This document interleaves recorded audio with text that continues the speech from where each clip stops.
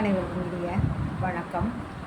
இன்று பிப்ரவரி 21ஆம் நாள், அதாவது உலக அளவில் பன்னாட்டு தாய்மொழி நாள் என்று கொண்டாடக்கூடிய சிறப்பு மிகுந்த நாள்.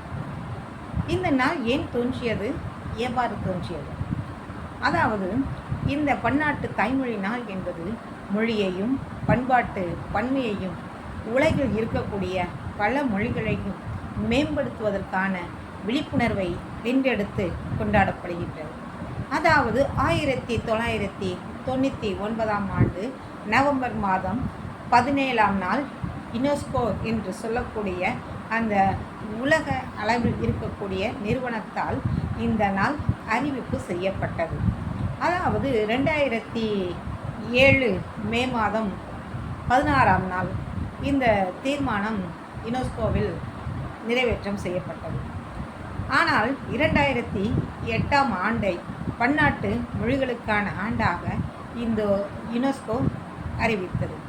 அதாவது 1952ஆம் ஆண்டு பிப்ரவரி மாதம் 21ஆம் நாள் கிழக்கு பாகிஸ்தானின் தலைநகர் டாக்காவில் வங்காள மொழியை ஆட்சி மொழியாக அறிவிக்க வேண்டும் என்ற கோரிக்கை போராட்டம் நடைபெற்றது.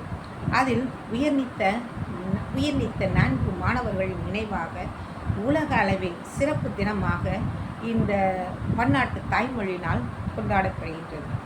2013ஆம் ஆண்டின் அனைத்துலக தாய்மொழி நாளை ஒட்டி யுனெஸ்கோ பாரிஸில் தாய்மொழிகளும் நூல்களும் எண்ணிம நூல்களும் பாடநூல்களும் என்ற தலைப்பில் கருத்தரங்கத்தை நடத்தியது என்று இதன் சிறப்பம்சத்தை சொல்லலாம்.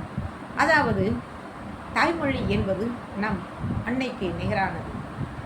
அன்னையின் அமுத மொழி தந்தது தாய்மொழி. எனது தாய்மொழி சிறப்பு என்பேன், பார்ப்போற்றும் எம் அன்னை அழகு, பழகும் மொழி பாசமிகு மொழி, உலகில் தோன்றிய முதல் மொழி, என்றும் இளமை மாறா மொழி, தீரா காதலுடன் காணும் மொழி, அவ்வை உண்டு பரப்பிய மொழி, தமிழின் இரு கண்கள் அன்பும் வீரம், கீழடி சொல்லும் மொழி பெருமை, இனிய கனியாம் இனிமை மொழி, பழங்கால கட்டிடங்களின் சிறப்பை சிற்பமாய் வார்த்து தந்த சிந்தனை மொழி, காப்பியங்களை தந்த காவிய மொழி, அமெரிக்காவின் வெள்ளை மாளிகையிலும் இடம் பிடித்த மொழி, உலகில் தமிழை பரப்பும் பண்பாளர்கள் நிறைந்த தமிழை என் தாய்மொழி. ஆம், சங்க இலக்கியங்களும் சங்கம் மருவிய கால இலக்கியங்களும் மொழியின் சிறப்பு. ஏன் அதோடு நின்றுவிட்டதா? இல்லை, சிற்றிலக்கியங்களும் காப்பியங்களும் தரம் மிகுந்த மொழி என பறைசாற்றும் மொழி நம் தாய்மொழி.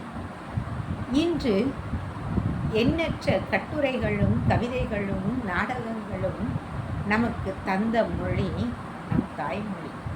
ஆம், ஆங்கிலேயர் வரவுக்கு பின் ஆங்கில மொழியில் இடம்பெற்ற புதினங்களும் சிறுகதைகளும் தந்த மொழி இன்று இணையத்தில் சிறப்பு இடம் பிடிக்கும் மொழி நம் தாய்மொழி. ஆம், இணையத்தில் அதிகமாக பேசப்படும் மொழி தம் தாய்மொழிதான். அடுத்ததாக இந்த இணையத்தின் வாயிலாக எளிமையாக கற்பிக்கக்கூடிய மொழி ஆதிகால மொழி நம் தாய்மொழியே. இன்று கீழடி மட்டுமல்லாது பல எண்ணற்ற ஆய்வுகளால் தமிழே இரும்பு காலத்தின் ஆரம்பம் என்று சொல்லக்கூடிய மொழி. அத்தகைய சிறப்பு வாய்ந்த தாய்மொழியை போற்றுவோம், பேணுவோம். தாய்மொழியின் சிறப்பை உலகம் அறியும் வண்ணம் பல படைப்புகளை தந்து வானளாவிய தாய்மொழியை என்றும் நிலைத்து நிற்க நாம் ஒவ்வொருவரும் பாடுபடுவோம். நன்றி.